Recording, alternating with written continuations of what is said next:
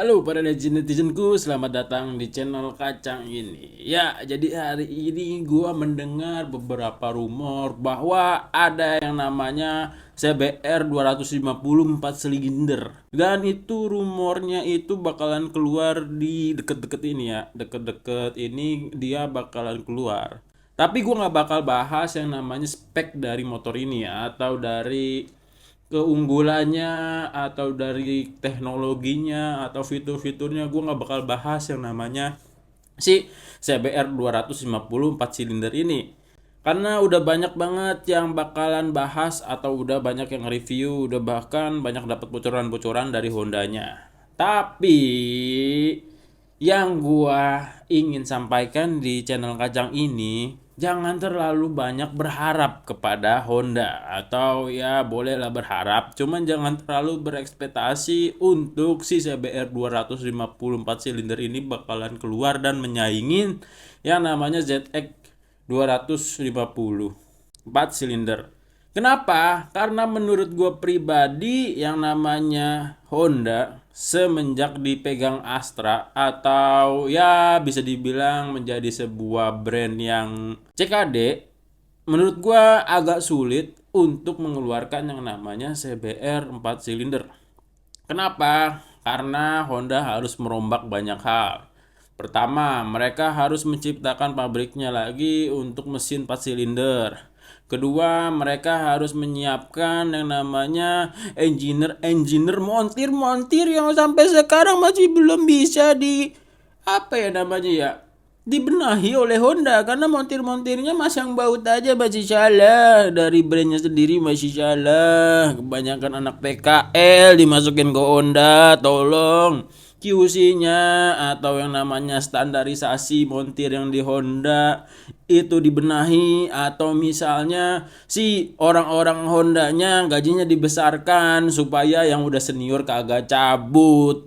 Karena Honda ini sebuah brand yang besar di Indonesia, yang motornya itu tidak sedikit penjualannya, tapi tidak sedikit juga kelalaian dari montirnya. Nah, kalau misalnya 4 silinder masuk ke Indonesia dengan harga yang murah, otomatis servisnya ke bengkel Honda yang biasa dong. Bukan ke bengkel Honda Sport atau Honda yang memegang moge-moge. Nah, biasanya itu kalau misalnya masih kelas 2,5, yang ada malah rungkat, malahan rusak motornya, karena 250 yang 2 silinder aja masih sering trouble kalau misalnya di servis di Hondanya. Makanya kebanyakan anak motor CBR tidak mau servis di Hondanya. Nah, itu adalah masalah dari si Honda. Jadi ini gue bukannya menjelek-jelekan Honda ya, cuman faktanya memang seperti itu. Kalau misalnya ada yang setuju sama gue, tulis di kolom komentar. Terus masalahnya selain dari apa ya, kualitas dari montirnya itu, beberapa part atau spare part dari Honda itu banyakkan KW-nya.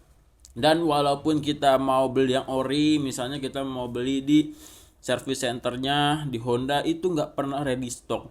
Bayangin, Vario itu motor matic nomor 1 di Indonesia. Ingat, di Indonesia. Masa gua punya Vario pengen ganti bodi aja itu harus inden, padahal Vario gua warnanya hitam. Hitam itu notabene warna yang paling sering dibeli sama orang-orang, bukan gua beli warna yang special edition, entah itu warna oranye, hijau, kan biasanya ada. Itu wajar kalau misalnya inden. Ini gua warna hitam aja harus inden, segala-galanya diindenin, kampas rem diindenin, kampas kopling diindenin, per kopling diindenin. Ya nggak inden cuman yang namanya oli. Itu bengkel apa yang namanya bengkel, kok ke spare partnya nggak lengkap. Itu adalah sebuah apa ya, yang membuat gua ragu yang namanya CBR 254 silinder tuh bakalan ada di Indonesia, atau mungkin walaupun ada juga ya sistemnya bakalan jatuhnya ke CBU. Karena kalau misalnya Kawasaki, kan bisa bang Kawasaki keluarin yang namanya motor 4 silinder. Ya, dia bisa karena dia itu masih sistem CBU. Bayangin yang namanya Ninja 250-nya range harganya sama si Honda 250 spesifikasi lebih bagus yang namanya Honda 250. Tapi kenapa harga dari si CBR 250 itu lebih murah dibandingkan dengan kompetitornya Kawasaki 250? Karena Kawasaki 250 setahu gua masih dari Thailand, cuman dia datang ke Indonesia buat dirakit doang atau dirancang ulang atau misalnya ditambah-tambahin sedikit lah. Dia tuh masih produknya masih produk dari Thailand. Jadi kenapa Kawasaki itu durability-nya atau kekuatannya atau standarisasinya itu masih oke, karena masih dari QC Thailand. Kalau misalnya QC-nya di Indonesia itu menurut gua so-so lah. Karena masih bisa disogok dengan wow. Jadi menurut gua seperti itu. Jadi kurang tegasnya atau kurang sebuah apa ya namanya ya, kurang sebuah kedisiplinan dari QC yang membuat brand Honda ini menurun performanya. Karena kalau misalnya kalian pakai brand Honda zaman dulu, zaman-zamannya Supra, C70, Win, terus apa lagi ya? Motor-motor jadul lah. Nah, motor-motor yang ini nih yang lagi sering dipakai tuh namanya Herex, kan kebanyakan Honda Racing Street kalau nggak salah tuh Herex tuh. Herex singkatan apa ya? Honda Racing Street, Honda Racing, gue lupa ya, yang anak-anak Herex tulis dah singkatan Herex itu apa. Nah, Herex itu kan kebanyakan pakai motor CB. CB itu mesinnya kan cuma 100 kalau nggak salah. Itu tapi bisa di-upgrade nyampe giginya 6, nyampe 160, 190, 170, 100, 100, 100, 120, 200 cc.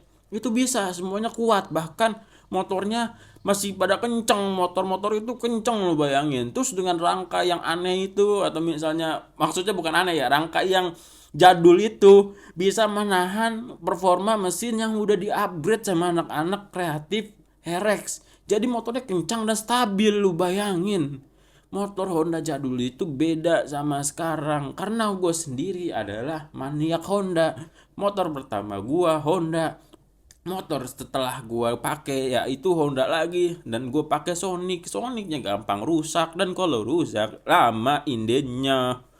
Itu membuat gua jadi agak sedikit trauma dengan Honda ya, karena ya dikit-dikit rusak walaupun bengkelnya di mana-mana, malah jadi makin rusak karena kadang gua minta diganti apanya malah diganti itunya. Aduh, gua pusing.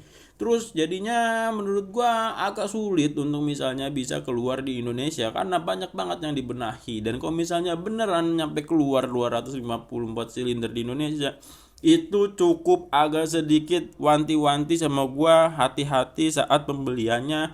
Kalau bisa dijaga-jaga atau tidak, minimal punya yang namanya backingan bengkel yang sudah terpercaya, karena nanti mungkin try and errornya bisa diatur oleh bengkel kalian masing-masing.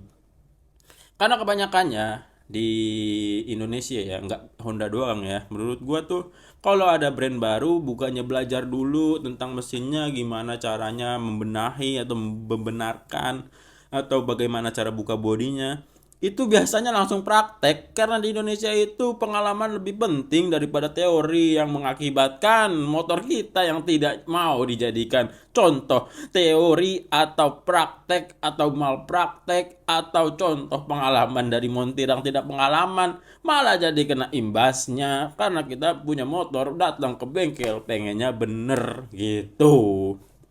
Nah, jadi menurut gua nggak bakal dateng ke Indonesia CBR 4 silinder kecuali kayak misalnya lu beli nanti ke orang yang importir umum, nah baru mungkin bisa bakalan datang. Kalau nyampe resmi diciptain di Indonesia ya, karena kan sistem Honda Astra itu pabriknya tuh hampir 70% atau 80% dibikin di Indonesia ya.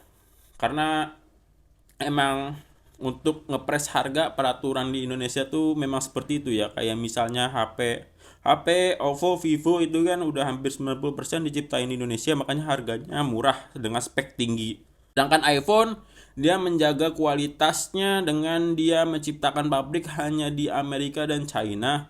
Dia tidak mau membuat pabrik di Indonesia karena sahamnya itu harus naruh tanam berapa persen gitu, dia kagak mau, dan akhirnya harga iPhone sangat amat mahal karena terkena pajak. Bagus sih pemerintah kita itu sebenarnya bagus dengan sistem seperti itu. Perusahaan Indonesia ya bener nggak bakal kalah saing sama produser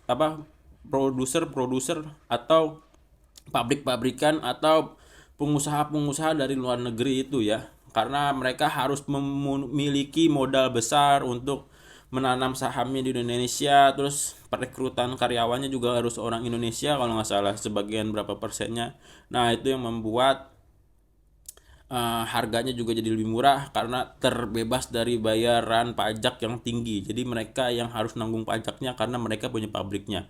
Kalau misalnya kayak iPhone itu kan yang barang-barang dari luar, kayak motor-motor yang dari luar kan, itu kita yang nanggung. Sebagai pembeli kita harus nanggung karena kita mau beli barang itu, jadi pajak bea cukainya gede. Sedangkan kalau misalnya barang-barang yang cukup murah kayak beli HP Vivo, Oppo, itu kan ada di Batam, jadi harganya lebih murah dengan spek yang lebih bagus. Samsung juga sih setahu gua karena tulisannya di belakang HP-nya Made in Indonesia.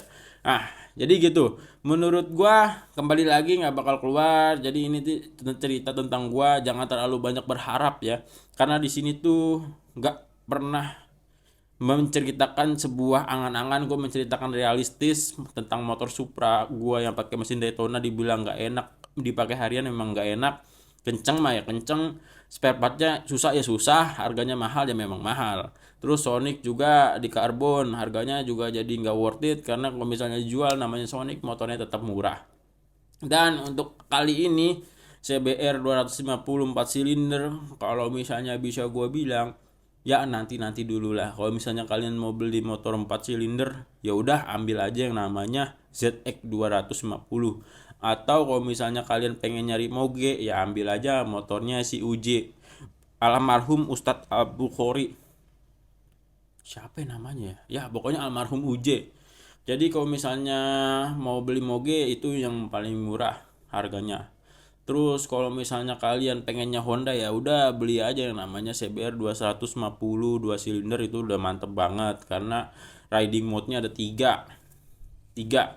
Terus kalau misalnya kalian pengen moge Honda, ya beli aja CBR 1000, kalau nggak CBR 600. Oke. Gitu aja video kali ini tentang realita apakah rumor yang akan keluar CBR 250 4 silinder bakal keluar ke Indonesia. Kalau menurut gua sih tidak. Oke, jadi kalau misalnya menurut kalian gimana? Atau mungkin kalian sudah nonton-nonton di channel kacang lain atau di channel besar-besar lain? Gimana menurut kalian? Oke, sampai jumpa di next episode. Oke, jangan lupa di like kalau misalnya kalian suka video kali ini. Jangan lupa di dislike kalau misalnya kalian tidak suka video kali ini. Dan jangan lupa di subscribe kalau misalnya kalian ingin melihat channel kacang ini mengupload video terbarunya tentang hal-hal yang lebih unik lainnya. Oke, sampai jumpa. Guru Duka Hidayat pamit. Bye-bye.